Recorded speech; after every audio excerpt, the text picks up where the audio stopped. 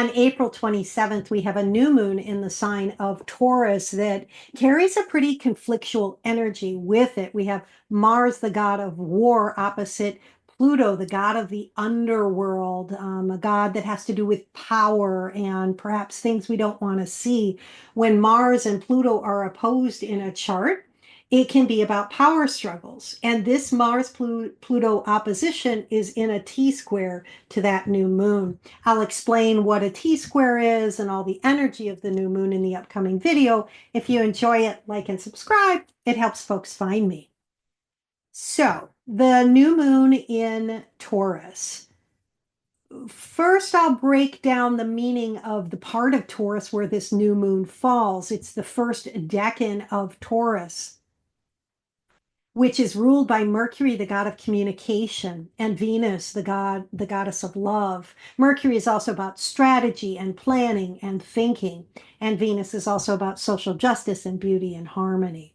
They're both responsible for this part of Taurus. To get a deeper understanding of the meaning of Taurus 1, you can look at the tarot card that's associated with the first 10 degrees of Taurus. It's the Five of Pentacles. The first thing I'd say is think about the number 5. Fives in tarot and fives numerologically can have to do with conflict. There's a concept around fives where the number 4 has to do with structure and things coming into form. The number 5 has to do with breaking out of structures and trying to create something new.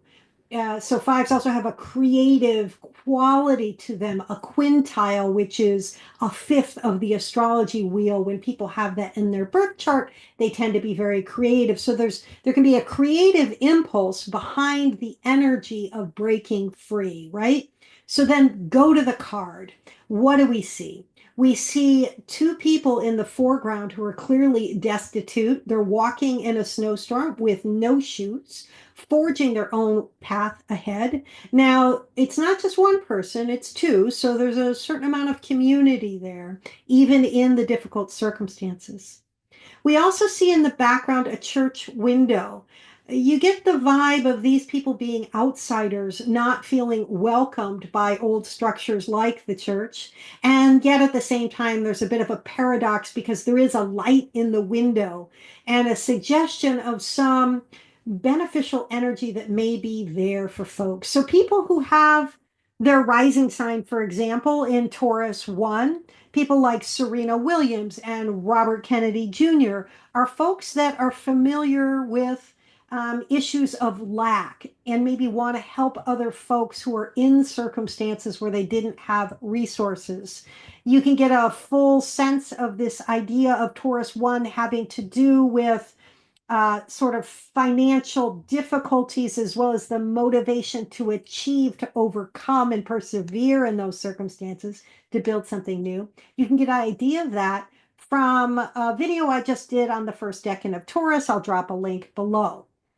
But that's the general vibe of this energy of the first decan. It can have to do with perseverance, hard work, achievement that comes out of a desire to overcome lack, to establish yourself in the world. Taurus is an earth sign and it's got a fixed energy. So there's a hardworking force to break into the world to build something. Then we can also add in, so that's where the new moon is. That's where the energy of the first 10 degrees, excuse me, the seed that is planted for the next 2 weeks is around this energy of Taurus that can have to do with building a foundation that allows us to sustain ourselves in the world. And then we have the energy of Mars and Pluto that are kind of in the background, opposing each other and pushing toward that new moon, making it feel even more pressure around possible fear around lack or what it may need to achieve to overcome lack. And the energy of Mars and Pluto, they're both in the first part. Mars is in the first part of Leo, which can have to do with competition. This is the tarot card associated with Mars.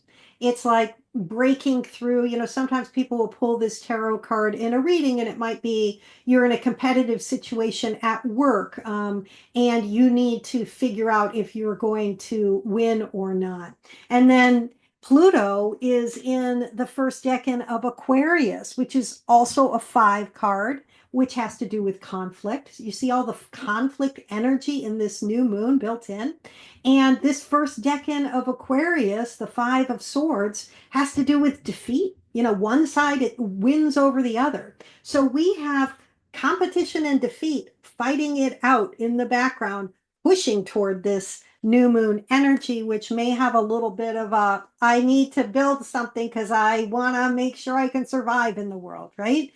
And so what does that mean for you? Well, it might mean that you're going to feel some pressure. It could be something at work, could be something at home, could be something around your own finances, where you feel like there's a lot of conflict in the world and it's making you want to move toward that energy of protecting yourself through building something, through making sure you have enough money. Um, yeah.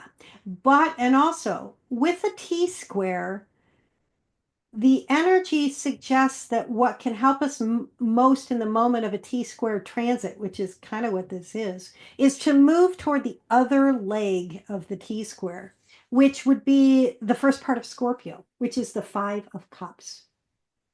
And the energy of this card, you see there's three cards in the foreground, excuse me, three cups in the foreground that have fallen over. The person is clearly very sad.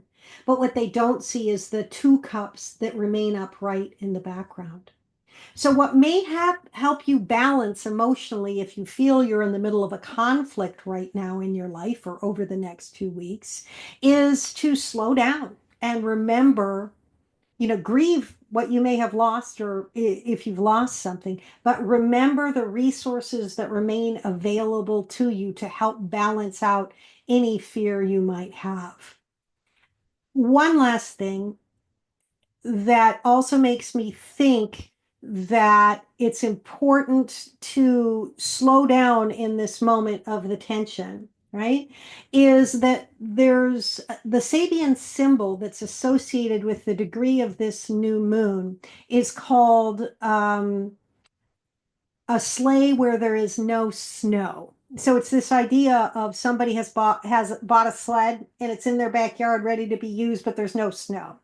And so it can have the quality of planning for the eventuality of needing something, but it's not quite the right moment, right? In Greek um, language, there's two words for time. One is chronos, which has to do with chronological time, and the other is kairos, which has to do with the right moment. So a lot of times our brains, right, that Mercury energy of the beginning of Taurus can be like, I got a plan, I got to figure this out now so I'm safe, right? So I have a foundation.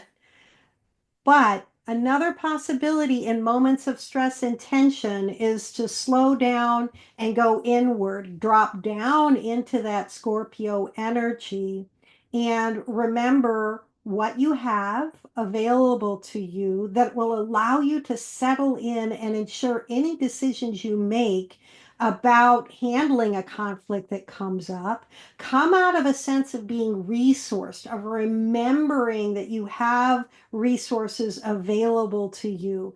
And that's just common sense psychologically as well, right? We know that when we slow down and center ourselves and get out of a moment, out of our brains that might be cycling in fear, we can connect with our heart and use heart wisdom or our deeper knowledge and understanding of the next step to take, right? So this is just really good advice for these times in general, because there's a lot of tumultuous energy in the air. I hope you enjoyed. Like I said, you can find a transcript of this. It'll probably be a little expanded to include some more information on my website. I'll include a link below. Thanks a lot.